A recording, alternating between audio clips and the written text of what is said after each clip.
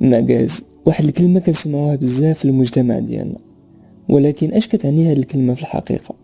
شوف معايا، الا كان شي واحد جالس في الدار وما باغيش ينوض يجمع الفراش، هذا كنقولوا عليه معجاز. ولكن الحقيقة اعمق من هاد الشيء. هو في الحقيقة ماشي معجاز حيت ما عندوش الانرجي، ولكن هو ما باغيش يخدم الطاقة ديالو باش يدير ديك الحاجة. وهذا الشيء اللي كيوقع للاغلبية فينا. كنبداو النهار بطاقة كبيرة ولكن كنوظفوها بطريقة خاطئة. دابا باغيك دير معايا واحد التجربة لمدة ديال 3 ايام. تبع النهار ديالك، كتب كل شيء فين كتمشي الوقت ديالك، اشنو كدير فاش كتنوض حتى كتنعس. غادي تلقى بانك ماشي معجز، ولكن ما كاينش شي هدف يخليك تخدم فيها الطاقه.